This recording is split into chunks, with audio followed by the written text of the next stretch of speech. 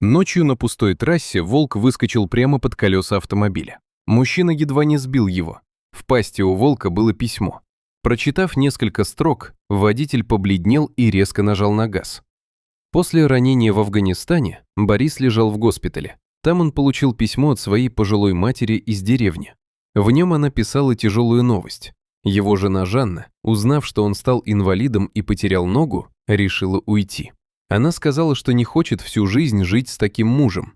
Их маленькую дочь Аленку Жанна отвезла к бабушке, а сама подала на развод и уехала на заработки, заявив, что ребенок ей будет только мешать. Прочитав письмо, Борис едва сдержал слезы. Он отвернулся к стене, чтобы товарищи по палате не увидели его состояние. Вспомнились слова друзей и даже матери, которые когда-то предупреждали его не жениться на Жанне.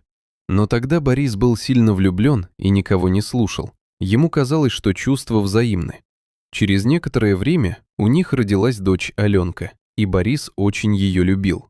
Когда пришла повестка в армию, он не ожидал, что его отправят на войну в Афганистан. Но все произошло быстро. Служба, бой, тяжелые ранения и ампутация ноги. Пока он привыкал к новой жизни в госпитале, его настиг еще один удар – предательство жены. После выписки Борис решил вернуться в родную деревню к матери и дочери. Он не хотел больше жить в городе. Несмотря на инвалидность и небольшую пенсию, он был уверен, что сможет работать. В институте он учился на радиотехника, поэтому вскоре начал ремонтировать телевизоры и радиоприемники. Люди из соседних деревень стали приезжать к нему за помощью, потому что он работал быстро и недорого.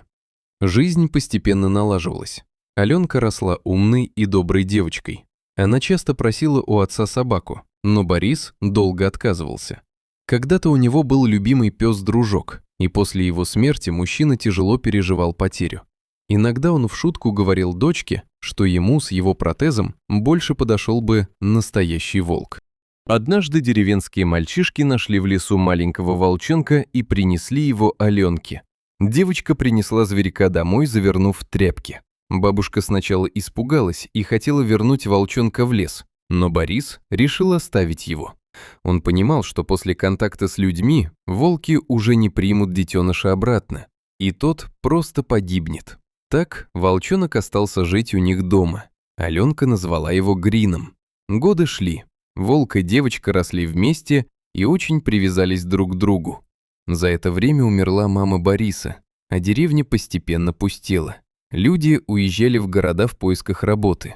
В деревне оставались только старики и такие же инвалиды, как он. Однажды ночью Борису стало очень плохо. Старые раны напомнили о себе, и он понял, что может не пережить эту ночь. Больше всего его пугала мысль о том, что будет с дочерью, если с ним что-то случится. Он написал записку с просьбой о помощи и сказал Аленке идти к трассе и остановить машину, чтобы передать письмо водителю. Девочка начала одеваться, но у нее из рук выпала записка. В этот момент волк Грин схватил ее зубами, перепрыгнул через забор и побежал в сторону дороги. Аленка побежала следом, но не смогла догнать его. Волк первым добрался до трассы и буквально выскочил перед машиной. Водитель остановился и увидел у зверя письмо. Прочитав записку, он понял, что кому-то срочно нужна помощь, и сразу поехал по указанному адресу. Бориса успели вовремя доставить в больницу.